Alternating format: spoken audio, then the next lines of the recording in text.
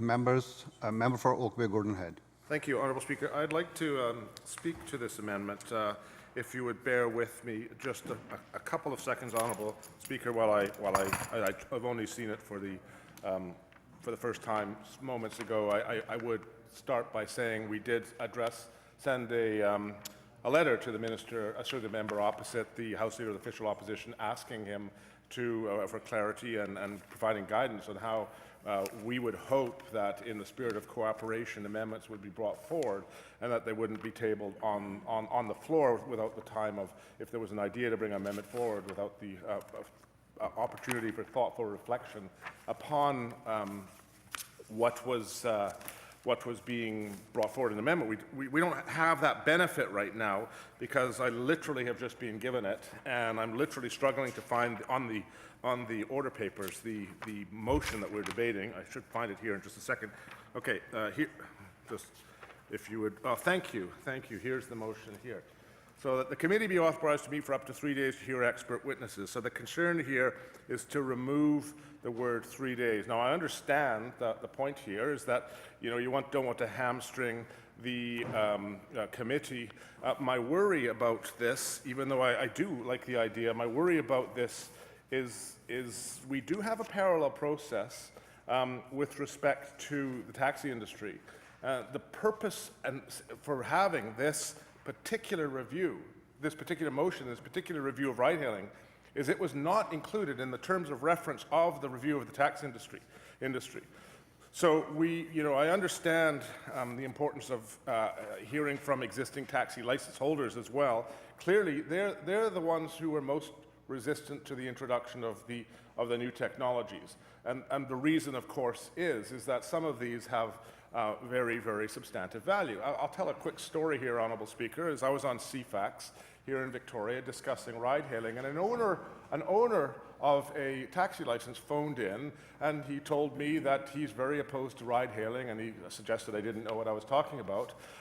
Then he went on to provide some information that he had acquired the taxi license for $200. Well, as soon as one acquires a taxi license for the tune of $200, you now are the owner. We have a very odd system in British Columbia whereby license recipients own those licenses forever. On a separate debate that we could have at some point is I think it's important that we move away from the owner having licenses for life and recognize that the licenses are the property of the Crown and that they can be leased out instead of being offered forever, because the value, artificial value, that's created in the marketplace for something that really shouldn't be there, is done in the process. So the $200 license here in Victoria is now worth, I don't know how many tens of thousands of dollars, because of the fact that these have a value, and you can buy and sell them. So I get that these people, that the taxi license holders are concerned. The taxi drivers less so, the license holders are. It's important that we hear this perspective.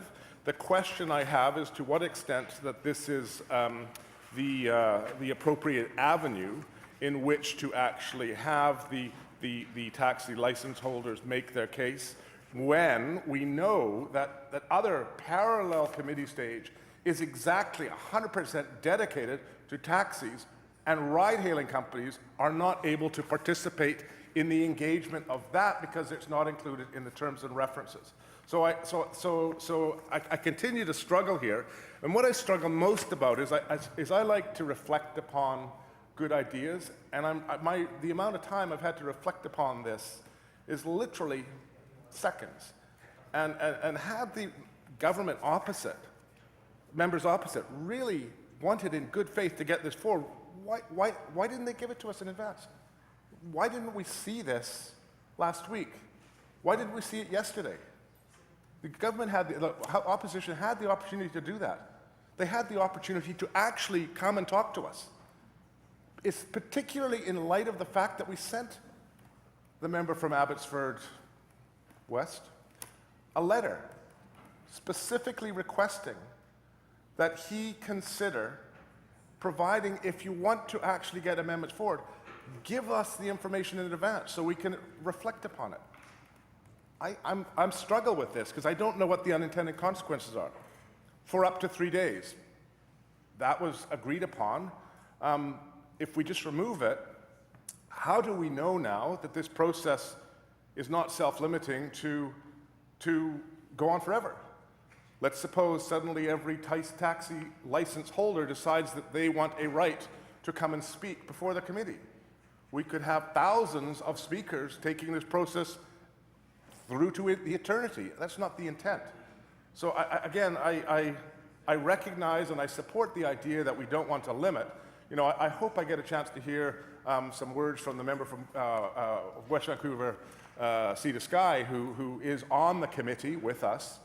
Because again, I'm troubled with this, not because I don't agree with the intent of providing flexibility to the committee, not because I don't disagree that, you know, we want to ensure that we listen to everyone, but I'm not sure, I mean, again, let me see if I can go specifically to the wording.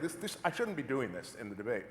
In good faith, I shouldn't be having to look at the same time as I'm speaking to this amendment, trying to figure out and think whether I support it on the fly. Is that how we do legislation here in BC, Honourable Speaker?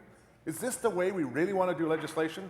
On the one hand, I'm holding the motion, the other I'm holding the amendment, and I'm trying to figure out whether this is good or not. And as I'm thinking this through, you know, I'm filling the space with words, because half my brain is trying to figure with a good idea, and the other half is trying to fill this with words so you don't call me on time. This isn't how we do policy in this province, Honourable Speaker. The member opposite, the more I think about it, the more I'm thinking that the member opposite had a lot of time.